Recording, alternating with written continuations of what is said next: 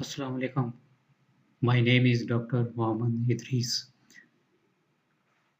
Our course is Introduction to Statistics and Probability. The topic is permutation and combination, and this is part 2. This is lecture number 11. Lecture number 11 topics are circular permutation, permutation of repeated objects, and some more examples on permutation.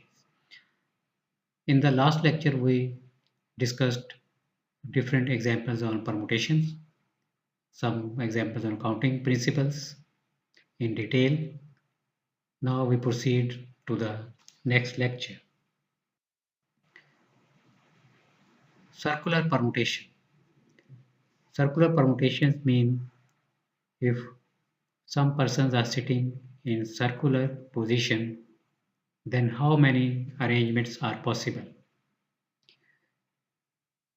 The number of permutations of n distinct objects arranged in a circle is n minus 1 factorial. Circular permutation में जितने भी persons होंगे, अगर n objects हैं तो उसके जो number of arrangements होंगी n माइनस 1 फैक्टोरियल होंगी. वैसे तो n ऑब्जेक्ट्स अगर परमुटेशन उनकी निकालना है तो n फैक्टोरियल ही होता है, लेकिन सर्कल में एक पर्सन जो है ना वो कम हो जाएगा, n में से 1 माइनस करना है, that will be n minus 1 factorial. ये आपको अगली एग्जाम्पल से क्लियर होगा कि n माइनस 1 हम क्यों करते हैं. Example of first example of this lecture is example 11.1. How many circular permutations are there of 4 persons playing a game? एक गेम में 4 पर्सन्स हैं और उनकी हमने सीटिंग अरेंजमेंट्स निकालनी है कि कितनी सीटिंग अरेंजमेंट्स हो सकती हैं. A B C D 4 persons हैं. तो अब आप देखें, अगर आप ए बी सी डी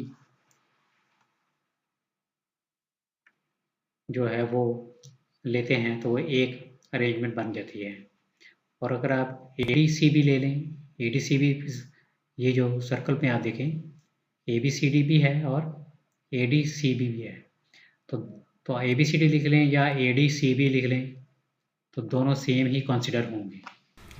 ठीक है, इट मीन्स ए के साथ आप बी सी डी लिख लें या ए के साथ आप लिख लें डी सी बी, तो ये सेम परमुटेशन है, सेम ही अरेंजमेंट हो गया. देखें ये, यानी ये सर्कल में 4 पर्सन है, इसको आप लेफ्ट साइड से इसको पढ़ लें या लेफ्ट या राइट साइड से पढ़ लें तो वो सीटिंग अरेंजमेंट सेम रहेगी. तो इसलिए इसकी परमुटेशन निकालने के लिए हम इसकी परमुटेशन निकालनी है तो ए पे, ये देखें ना, ए पे डिपेंड नहीं करेगा, बाकी 3 पर्सन की अरेंजमेंट हम निकाल लेंगे. Since A B C D and A D C B will be the same arrangements, means we have to fix one person and find the arrangement of the other 3. यानी ए को fix कर लें और बाकी 3 person की बस आप arrangement निकाल लें तो वो आपका रिक्वायर्ड आंसर आ जाएगा. यानी कि ए को अगर फिक्स करते हैं तो बी सी डी के अरेंजमेंट्स आप निकाल लें, उसकी डिफरेंट अरेंजमेंट्स कितनी आएंगी. तो बी सी डी 3 पर्सन है, 3 पर्सन की जो अरेंजमेंट है that will be 3 factorial, or you can write 3p3. 3 persons can be arranged in 3 factorial ways. तो आप देखिए 4 पर्सन हैं तो उनकी अरेंजमेंट हमने कितनी निकाली है 3 फैक्टोरियल. तो 4 persons in circular permutation can be arranged in 3 factorial ways, यानी कि 6 ways होंगे इनके अरेंजमेंट के. यानी कि एक अरेंजमेंट तो ये दी हुई है ना ए बी सी डी, दूसरी अरेंजमेंट ये हो सकती है ए के साथ यहाँ सी ले लें, आप ए सी बी डी लिख लें. ठीक है, तो इस तरह से टोटल हमारे पास अरेंजमेंट्स ये 6 आ जाएंगे. So this is how we arrange objects in circular position.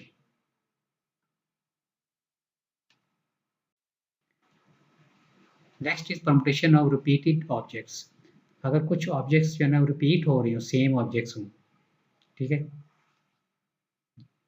यानी एक चीज़ आपको एक एक चीज़ है वो एक से ज़्यादा दफ़ा आपके पास मौजूद है, तो उसको हम कहेंगे ये रिपीटेड ऑब्जेक्ट है। तो इसके लिए भी ये फार्मूला है, इसको हम यूज़ कर लेंगे। The number of permutations of n objects of which n1 are of one kind and n2 are of the second kind, nk are of kth kind, and total n1 plus n2 plus nk equal to n. Total objects are n, और एक object जो है वो n1 time repeat हो रही है, दूसरी n2 times, और तीसरी ऑब्जेक्ट nk टाइम्स रिपीट हो रही है। इस तो टोटल जो उनका सम वो n के इक्वल ही होगा। Then their arrangement will be given by n factorial divided by n1 factorial into n2 factorial into and so on n के factorial। यानी जो ऑब्जेक्ट जितनी दफ़ा रिपीट हो रही है उससे डिवाइड कर देंगे, और टोटल ऑब्जेक्ट्स जितनी भी हैं, n जो टोटल ऑब्जेक्ट्स हैं, रिपीटेड ऑब्जेक्ट्स को भी इंक्लूड करके जो टोटल ऑब्जेक्ट्स हैं वो n है, n फैक्टोरियल डिवाइडेड बाय जितनी दफ़ा कोई ऑब्जेक्ट रिपीट हो रही है, n1 factorial, n2 factorial, nk factorial. तो ये देखिए, इसका एक दो एग्जांपल करते हैं। Example 11.2, in how many ways can two paintings by Ali, 3 paintings by Rabia and 2 paintings by Mansoor be hung side by side on a museum wall if we do not distinguish between the paintings by the same artist। यानी इसमें 3 artist हैं, एक अली है, उसकी 2 paintings हैं, राबिया की 3 paintings हैं, और मंसूर की 2 पेंटिंग्स हैं। तो टोटल पेंटिंग जो है ना वो 7 हो गई हैं, यानी, और इसमें अली की पेंटिंग जो है ना वो 2 हैं, उसको हम कहेंगे वो 2 दफ़ा रिपीट हो रही हैं, और राबिया की 3 पेंटिंग्स हैं, मंसूर की 2 पेंटिंग्स हैं। So we have to find the number of ways, how many ways we can hang the paintings on the wall if we do not distinguish between the paintings of the same artist। यानी कि अली की painting जो है ना वो 2 paintings हैं, उनको हम सेम ही कंसीडर करेंगे, उनको हम डिस्टिंग्विश नहीं करेंगे, ये क्वेश्चन में गिवन है। अगर डिस्टिंग्विश करेंगे तो वो तो डिफरेंट पेंटिंग्स बन जाएंगी ना, वो तो टोटल ऑब्जेक्ट्स रिपीटेड में नहीं आएगा। इसलिए हम अली की जो 2 पेंटिंग्स हैं, या राबिया की 3 पेंटिंग्स हैं, या मंसूर की 2 पेंटिंग्स हैं, उनको हम सेम ही कंसीडर करेंगे। यानी राबिया की जो 3 पेंटिंग्स हैं वो सेम ऑब्जेक्ट उनको कंसीडर करेंगे। बस हमें ये पता होगा कि ये अली की पेंटिंग्स हैं, ये राबिया की पेंटिंग्स हैं, और ये मंसूर की पेंटिंग्स हैं, मंसूर की इतनी पेंटिंग्स हैं। और टोटल जो पेंटिंग है 7 है। n1 इसमें अली की पेंटिंग्स को ले लिया, वो 2 है, n2 राबिया की पेंटिंग्स हैं वो इक्वल टू 3, एंड n3 जो है ना वो मंसूर की पेंटिंग्स है वो 2। तो total number of arrangements will B 7 factorial divided by 2 factorial into 3 factorial into 2 factorial.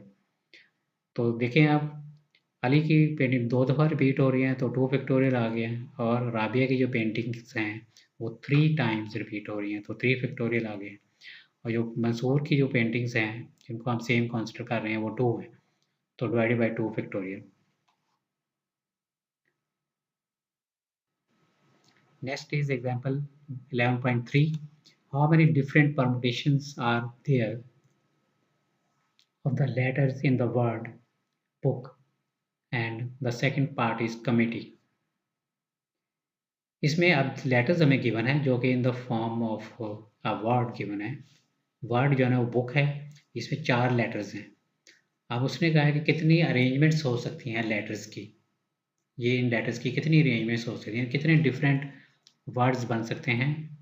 Words वो वाले भी इसमें ले लेंगे जो कि मीनिंगफुल नहीं है, जैसे बुक जो वर्ड बना ये तो मीनिंगफुल है, लेकिन अगर इस लेटर्स के अरेंजमेंट को चेंज करेंगे तो वो जो वर्ड जो है वो मीनिंगफुल नहीं होगा, लेकिन ये कि उनकी अरेंजमेंट तो आ ही जाएगी ना फिर। तो बुक जो है ना, इसमें 4 लेटर्स हैं और इसमें 2 लेटर, एक ओ जो है 2 दफ़ा रिपीट हो रहा है। एक लेटर ऐसा है जो 2 दफ़ा रिपीट हो रहा है। तो इट मीन्स इसकी जो अरेंजमेंट्स भी बन जाएगी 4 फैक्टोरियल डिवाइडेड बाय 2 फैक्टोरियल। तो इसको सिम्प्लीफाई करेंगे तो 12 आंसर आ जाएगा। यानी इसमें 2 लेटर्स रिपीट हो रहे हैं और टोटल 4 लेटर्स हैं। तो 4 लेटर्स की अरेंजमेंट में के लिए जितने वर्ड्स बनेंगे वो 12 बनेंगे। यानी इन 4 लेटर से 12 डिफरेंट वर्ड्स बन सकते हैं। इसका मतलब ये है 4 लेटर से 12 डिफरेंट वर्ड्स बन सकते हैं।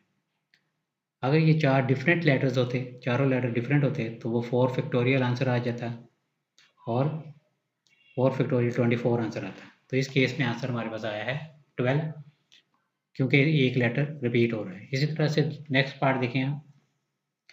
सेकंड पार्ट जो है वो है committee.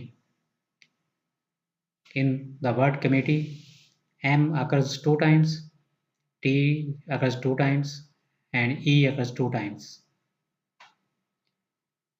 And total letters are 9. Total letters इसमें 9 है। अभी 9 लेटर्स को यूज़ करके कितने डिफरेंट वर्ड्स आप बना सकते हैं, कितनी अरेंजमेंट्स इन 9 लेटर्स से बन सकती हैं, तो वो हम इस फॉर्मूले से निकाल सकते हैं। 9 factorial divided by 2 factorial, 2 factorial into 2 factorial, तो ये हमारा आंसर आ जाएगा।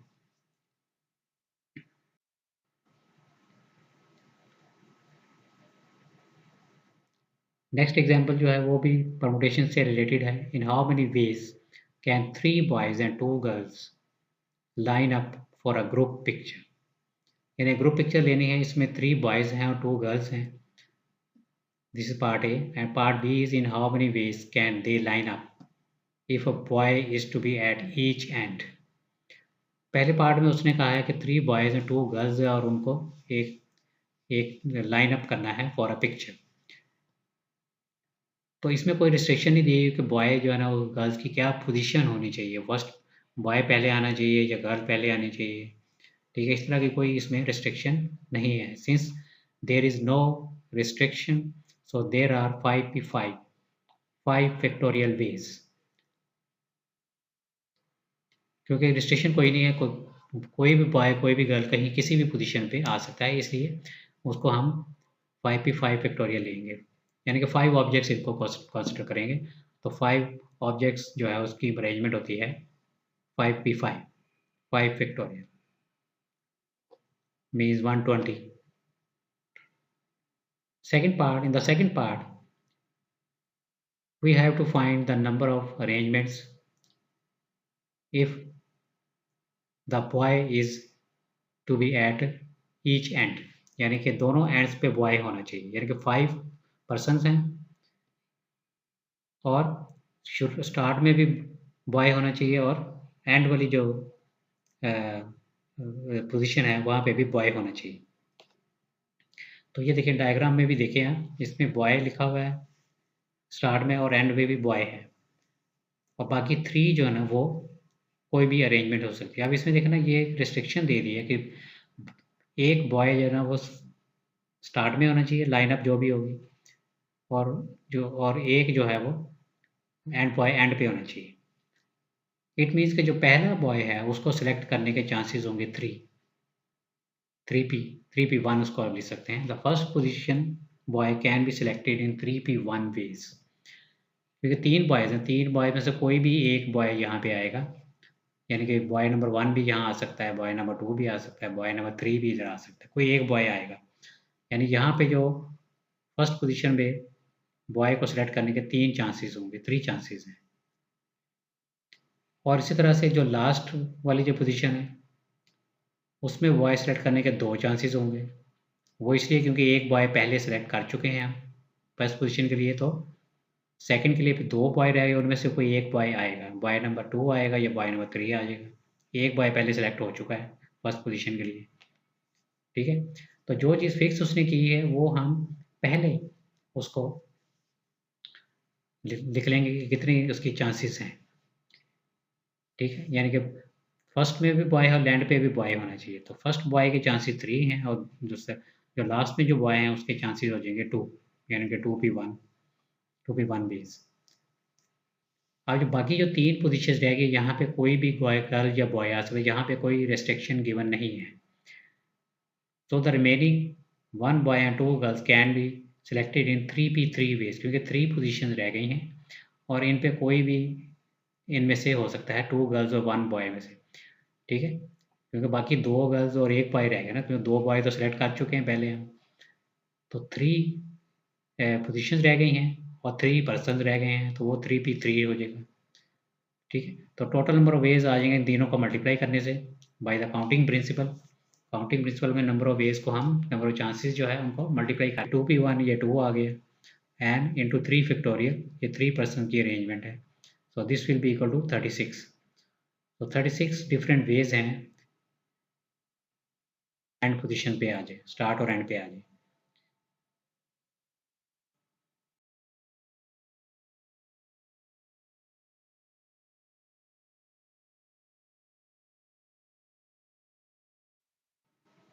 नेक्स्ट एक और एग्जांपल है,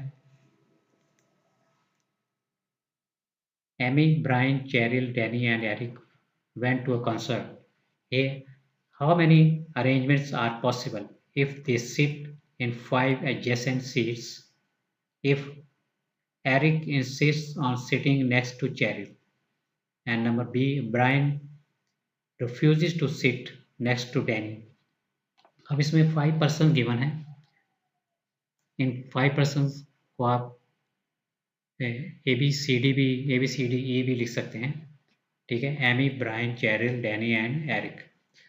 अब फर्स्ट पार्ट में लिखा हुआ है Eric insists on sitting next to Cheryl, ये 2 पर्सन हैं, उसने कहा है कि जो वो अरेंजमेंट निकालें जिसमें ये 2 पर्सन जो है ना वो टुगेदर आए, यानी कि जब भी कोई भी अरेंजमेंट हो ये दोनों पर्सन इकट्ठे होने चाहिए, एरिक और चैरल होना चाहिए या चैरिक और एरल इकट्ठे ये होने चाहिए सिटिंग अरेंजमेंट्स में, यानी 5 जो सीट्स बनेंगी उसमें एरिक और चैरल जो है ना वो इकट्ठे ही बैठना चाहिए उनको।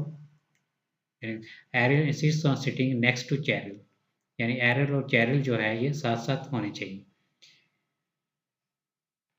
We consider Eric and Cheryl as 1 person, तो जब 2 पर्सन इकट्ठे होंगे जब भी, तो उनको हम एक पर्सन कंसिडर कर लेंगे, क्योंकि उनकी अरेंजमेंट जो है ना वो एक ही कंसिडर होगी, क्योंकि उन दोनों ने इकट्ठे ही आना है, ठीक है। जब भी 2 पर्सन टुगेदर हों या 3 पर्सन टुगेदर हों, उनको हम एक पर्सन कंसिडर करेंगे, एक ऑब्जेक्ट उनको कंसिडर करेंगे, तो इन दोनों को एक ऑब्जेक्ट ले लेंगे, अब बाकी 3 ऑब्जेक्ट्स और रह जाएंगी, तो टोटल जो है ना अरेंजमेंट फिर 4 की हम निकालेंगे, क्योंकि एक एरिक है, चैरल है, और बाकी 3 जो है ना ये बाकी अरेंजमेंट्स निकालेंगे।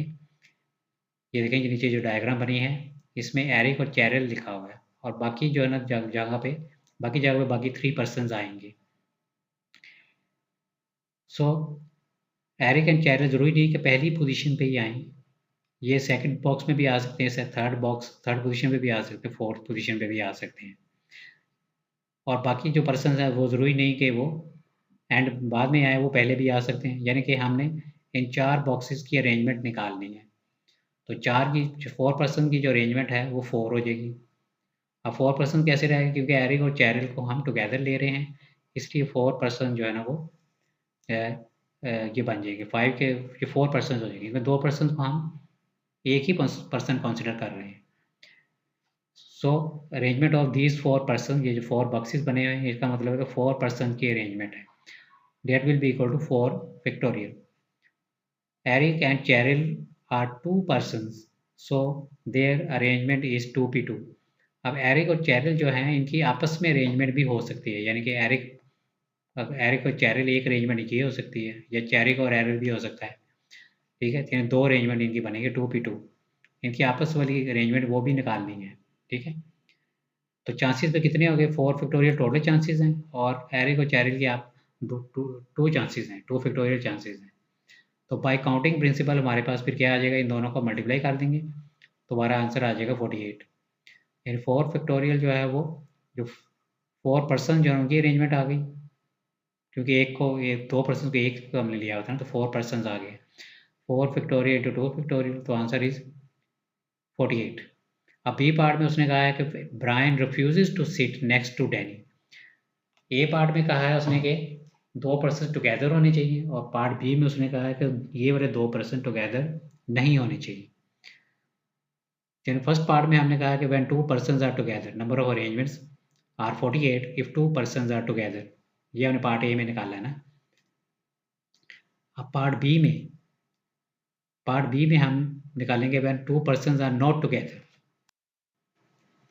तो इसके लिए टोटल नंबर ऑफ अरेंजमेंट्स हम 5 पर्सन्स हम निकाल लेते हैं, that is equal to 5 factorial. Total number of arrangements of 5 persons is 5 factorial which is 120। तो टोटल अरेंजमेंट अगर 5 पर्सन के अगर if there is no restriction then total arrangements will be 120। When 2 persons are together, the total arrangements of 5 persons is 48। 2 person together अभी part A में हमने किया कि वो 48 है। तो टोटल में से ये टुगेदर वाले को माइनस कर दें तो वो नॉट टुगेदर वाले आ जाएंगे। Therefore the number of arrangements of 5 persons when 2 persons are not together are 120 minus 48। यानी कि टोटल में से हम टुगेदर वाला केस निकालते हैं तो हमारे पास वो वाले अरेंजमेंट्स आ जाएंगी when 2 persons are not together। और वो 2 पर्सन कोई भी 2 पर्सन हो सकते हैं, ठीक है। So this is how we do when persons are coming together। Next आगे एक और एग्जांपल है, calculate the number of arrangements of the letters of the word include if all the consonants are together। No two consonants are together, each arrangement begins with a consonant and ends with a vowel। अब इसमें इन letter एक word given है और उसमें total जो letters हैं वो 7 हैं। इसमें कुछ कॉन्सोनेंट्स हैं, कुछ वॉवल हैं। जो लेटर वॉवल नहीं होगा वो कॉन्सोनेंट होता है, जैसे कि NCLD 4 कॉन्सोनेंट्स हैं, और जो वॉवल्स हैं वो है IU and E। ठीक है, अब 4 कॉन्सोनेंट इसमें भी उसने कहा है कि टुगेदर आने चाहिए। तो लास्ट एग्जांपल जैसे हमने किया था कि अगर 4 जो है ना वो टुगेदर आएंगे तो उनको हम एक ऑब्जेक्ट कंसिडर करेंगे और बाकी 3 वॉवल रह गए थे। तो टोटल अरेंजमेंट होगी ये 4 ऑब्जेक्ट्स की। तो पहला जो ये 4 फैक्टोरियल आ रहा है, टोटल अरेंजमेंट देखें ना लिखा हुआ है 4 फैक्टोरियल। तो आप देखें जो पहला जो 4 फैक्टोरियल आ रहा है वो ये शो कर रहा है कि ये 4 ऑब्जेक्ट्स हैं, क्योंकि 4 कॉन्सोनेंट्स टुगेदर आ गए और 3 वॉवल हैं। तो 4 ऑब्जेक्ट्स की अरेंजमेंट क्या होगी 4 फैक्टोरियल। और दूसरा जो 4 फैक्टोरियल है ये कॉन्सोनेंट्स की आपस में अरेंजमेंट है। यहाँ पर जो 4 कॉन्सोनेंट्स लिखा हुआ है ना डायग्राम में, इसका मतलब ये है कि यहाँ पे 4 कॉन्सोनेंट्स आ रहे हैं और उनकी आपस में अरेंजमेंट भी हो सकती है। तो इट मीन्स कि यहाँ पे जो अरेंजमेंट है 4 कॉन्सोनेंट की 4 फैक्टोरियल आ जाएगा, तो हमारा आंसर आ जाएगा 576। पार्ट बी में ये कहा है कि दो जो है वो कोई से भी 2 कॉन्सोनेंट्स जो हैं वो टुगेदर नहीं आने चाहिए। यानी कि कॉन्सोनेंट जो लेटर है जो जो कि वर्ड में गिवन है वो इकट्ठे नहीं आने चाहिए। तो अब आप देखें ये अरेंजमेंट जो है ना, हम डायग्राम में देखें ये अरेंजमेंट बनी है। पहले कॉन्सोनेंट अगर आएगा तो फिर वॉवल आएगा, फिर consonant vowel consonant vowel consonant. तो आप देखें ये 4 कॉन्सोनेंट्स हैं और 3 वॉवल्स हैं। इस अरेंजमेंट में ये इनकी ये अरेंजमेंट बन सकती है। शुरू में आपको कॉन्सोनेंट ही लेना पड़ेगा क्योंकि कॉन्सोनेंट 4 हैं और जो वॉवल्स हैं वो 3 हैं। ठीक है, तो कॉन्सोनेंट्स की जो अरेंजमेंट्स हैं, कॉन्सोनेंट आप देखें ना, कॉन्सोनेंट की जगह कॉन्सोनेंट नहीं आना है तो कॉन्सोनेंट की जो अरेंजमेंट है वो 4 फैक्टोरियल बन जाएगी। और जो वॉवल है वॉवल की जगह वॉवल लेटर नहीं आना है तो उनकी वॉवल 3 वॉवल्स की जो अरेंजमेंट है वो 3 फैक्टोरियल बन जाएगी। 31 ये लिखा हुआ है 3 फैक्टोरियल है तो ये टोटल आंसर आ जाएगा 144। सो तो ये 144 वो चांसेस हैं जिसमें कोई भी 2 कॉन्सोनेंट जो हैं वो टुगेदर नहीं है, वो अलग अलग ही आएंगे। पार्ट सी में उसने कहा है कि कॉन्सोनेंट जो है ना वो स्टार्ट में आना चाहिए और वॉवल एंड पे आना चाहिए। यानी कि जो 7 लेटर्स की जो अरेंजमेंट है उसमें जो कॉन्सोनेंट है वो स्टार्ट में होना चाहिए और जो वॉवल है वो एंड पे होना चाहिए। जैसे कि बॉयज़ एंड गर्ल्स वाली जो एग्जांपल थी उसमें दोनों एंड्स पे हमने बॉयज़ को लिया था। तो इसमें हमने दोनों एंड्स पे एक में फर्स्ट एंड पे कॉन्सोनेंट और जो सेकंड जो एंड है उसमें वोवल लेना है। तो कॉन्सोनेंट जो है ना 4 है, ज़ाहिर है 4 में से कोई भी एक कॉन्सोनेंट पहली पोजीशन पे आ सकता है, तो उसके चांसेस होंगे 4p1। और इसी तरह से जो वोवल है तो वो 3 चांसेस हैं, तो उसके भी 3p1 यानी 3 चांसेस आ जाएंगे वोवल के, क्योंकि वोवल जो है 3 लेटर्स हैं, वोवल 3 लेटर्स हैं, उनकी अरेंजमेंट हो जाएगी। उनमें से एक लेटर हमने लेना है 3p1, कोई एक लेटर आ जाएगा। रिमेनिंग जो है 5 लेटर्स, रिमेनिंग बाकी जो 5 लेटर्स रह गए, ये 2 लेटर्स तो हमने ले लिए ना, चूज़ कर लिए हैं, बाकी रह गए 5 लेटर्स, टोटल 7 लेटर्स है ना, 2 आपने चूज़ कर लिए हैं। और अब 5 लेटर्स की जो अरेंजमेंट है उस पर कोई रिस्ट्रिक्शन गिवन नहीं है कि वो किस पोजीशन पे कौन सा लेटर आना चाहिए। तो 5 लेटर्स की जो अरेंजमेंट है वो फिर आ जाएगी 5 फैक्टोरियल। तो टोटल अरेंजमेंट ये तीनों को मल्टीप्लाई करते हैं by the basic counting principle, 4, 3 और 5 फैक्टोरियल तीनों को मल्टीप्लाई करेंगे तो आंसर आ जाएगा 1440। So 1440 are those cases in which the first is consonant and the last is vowel। तो आज के लेक्चर में हमने परमुटेशंस को डिटेल्स के साथ डिस्कस किया, सर्कुलर परमुटेशन किया है, रिपीटेड ऑब्जेक्ट्स भी किया है और उसकी मज़ीद एग्जाम्पल भी की है। Okay, thank you.